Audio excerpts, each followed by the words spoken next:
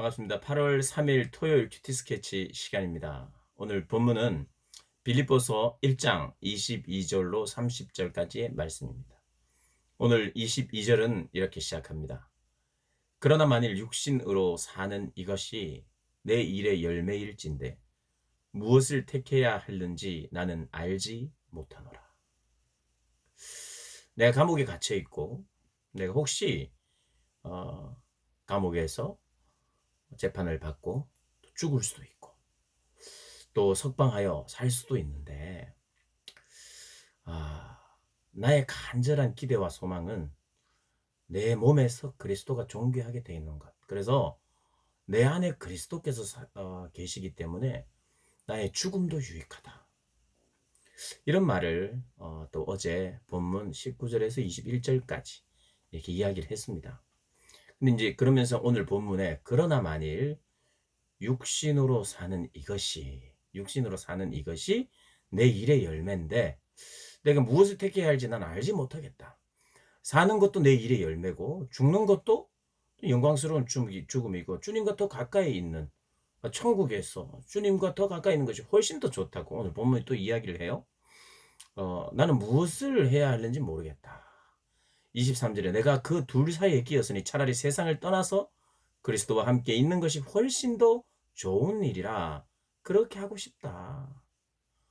자기는 그게 더 좋다는 거예요. 그리스도와 함께 있는 것이 훨씬 더 좋다. 이 세상을 떠난 거죠. 죽는 게 더 낫다는 거예요. 이게 바울의 본심입니다.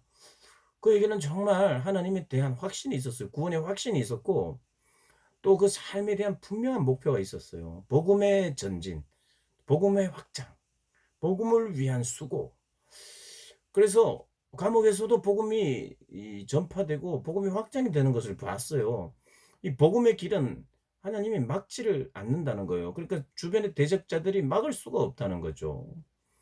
거기에 대한 분명한 확신이 있었기 때문에 자기가 살든 죽든 뭐 괜찮다는 거예요. 오히려 죽는 게 더 좋다 이렇게 이야기를 하는 겁니다. 여기까지.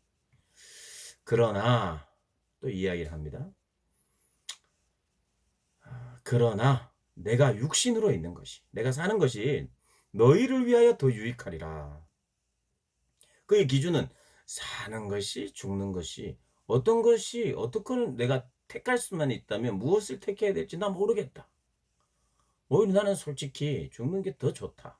그 이유는 주님과 더 가까이 함께 할 수 있기 때문에. 그러나 내가 살아야겠다. 또 그리고 하나님도 나를 살려주실 것이라는 확신이 든다. 왜냐하니까 25절에 내가 살 것과 내가 살 것 같다. 살리라는 확신이 든다. 이 석방되리라는 확신이 든다. 내가 살 것과 내가 석방되는 것과 너희 믿음의 진보를 위하여 너희 믿음의 진보와 기쁨을 위하여 너희 무리와 함께 거하는 것을 확실히 한다. 사도 바울이 그런 이야기를 하다가 하나님께 또 기도도 하다가 하나님 내가 살아야 되겠습니까? 어떤 것이 또 하나님의 뜻입니까? 어떤 것이 하나님의 인도며 하나님이 어떻게 부어하실 것입니까? 이렇게 기도하는 중에 본인 속에 진심으로 난 죽어도 괜찮다. 이렇게 기뻐하는 마음이 있었는데 그런 속에 하나님께서 그런 확신을 주셨던 것 같아요. 내가 너를 석방시키겠다. 내가 살려주겠다. 살게 하겠다. 왜냐하니까 그것이 다른 성도들에게 믿음의 진보와 기쁨이 된다는 것이에요. 그 기쁨이 뭐냐 하니까 26절에 내가 다시 너희와 같이 있으므로 그리스도 예수 안에서 너희의 자랑이 나로 말미암아 풍성하게 하려. 왜냐하면 성도들이 사도 바울을 위해서 기도하고 복음을 위하여 갇혔지만 하나님의 도우심으로 말미암아 풀려나고 또 복음의 일을 할 수 있는 그런 것이 성도들에게 사도 바울이 자랑이 된다는 거예요. 그건 무슨 말이냐면 성도들에게 간증거리가 생겼다는 거죠. 성도들에게 하나님을 더 의지하고 하나님을 자랑할 만한 일들이 더 많이 생기니까 이것이 나에게 믿음의 진보, 그것을 이룬다는 거예요. 그러니 하나님께서 이번에는 나를 석방시키실 것 같다. 내가 확신한다. 난 죽어도 괜찮고 살아도 좋은데 너희의 믿음의 진보를 위하여 하나님의 살아계심과 하나님에 대한 간증들이 더 많아지는 것, 이것이 하나님이 원하시는 것 같다.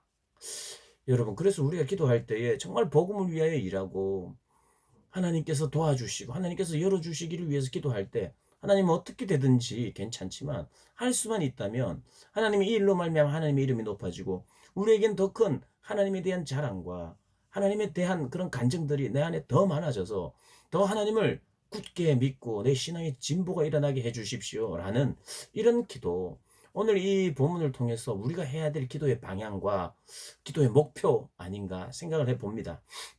그렇게 사도 바울도 확신하면서 이야기를 했어요. 결국 사도 바울의 선택의 기준은 자기가 아니었어요. 너희였어요. 자기가 아니고 하나님이었어요. 자기가 아니고 너희의 믿음, 진보, 너희들의 주님 때문에 누리는 풍성함, 이런 것이 그에게 삶과 죽음의 선택의 기준이었고 이 길로 가야 할지 저 길로 가야 될지에 대한 기준이었어요. 사도 바울은 이 길이냐 저 길이냐에 대한 기준도 하나님과 너희였고 심지어는 가장 중요한 것, 사느냐 죽느냐의 문제도 그 기준은 너희였습니다. 그러면서 내가 복음에 합당한 삶을 이렇게 기준을 삼아 사는 것처럼 27절 오직 너희는 그리스도의 복음에 합당하게 생활하라. 너희도 이렇게 복음에 합당한 삶을 살아라. 나처럼. 그러면서 사도 바울이 어떻게 살았느냐? 첫 번째로는 한 마음과 한 뜻으로 복음 신앙을 위하여 협력하라. 하나가 되라는 거예요. 복음 신앙을 위하여, 복음의 전파를 위하여, 복음의 확장을 위하여, 복음 신앙을 위하여 모든 성도가 하나가 되라는 거예요. 그리고 두 번째는 대적자들을 두려워하지 말라. 두려워하지 말고 담대히 복음을 위하여 일하라. 세 번째는 너희에게 주신 은혜, 그래서 너희들이 그 은혜를 누리고 믿을 뿐만 아니라 고난도 함께 받게 하신 하나님을 인정하고 고난을 받으라라는 것입니다. 사도 바울이 그렇게 살았어요. 복음에 합당한 삶, 어떻게 해요? 복음을 위하여 사는 사람이었고요. 그래서 그것을 위하여 모든 이들이 하나 되기를 원했고요.